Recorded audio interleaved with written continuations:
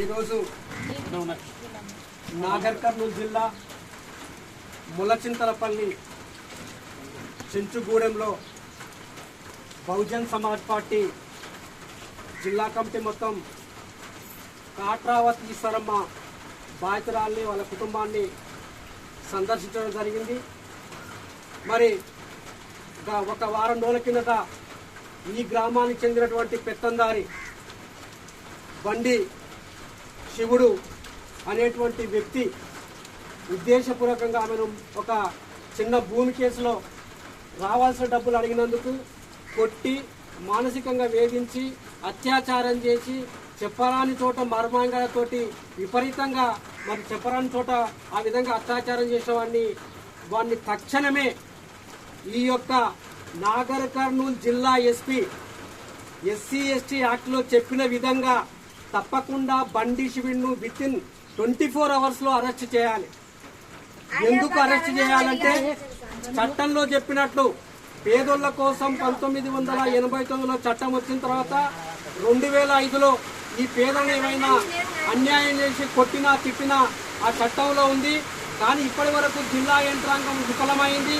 అదేవిధంగా ఈ చెంచుగూడాల్లో దాదాపు అందరు చెంచోళ్ళే ఉండరు, కానీ వీళ్లకు ఇంకా ప్రాణభయం ఉంది. వాళ్ళతోటి ఎవరైతే ఆ బండి శివుడు అనే వ్యక్తి ఉన్నాడో అతని ద్వారా ప్రాణభయం ఉంది.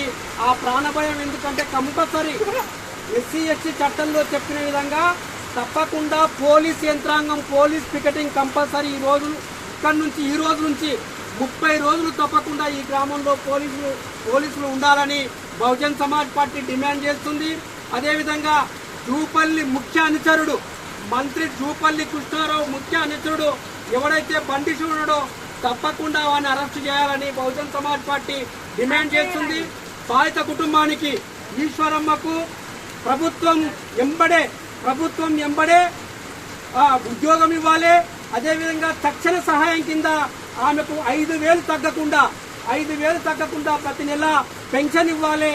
అదేవిధంగా ఆమె మంచిగా చదువుకున్న పిల్లలకి రెసిడెన్షియల్ స్కూల్లో చదవాలనుకుంటే కంపల్సరీ అవన్నీ ఇవ్వాలని బహుజన్ సమాజ్ పార్టీ డిమాండ్ చేస్తూ ప్రధానంగా మేము బహుజన్ సమాజ్ పార్టీ ద్వారా ఒకటే తెలియజేస్తున్నాం.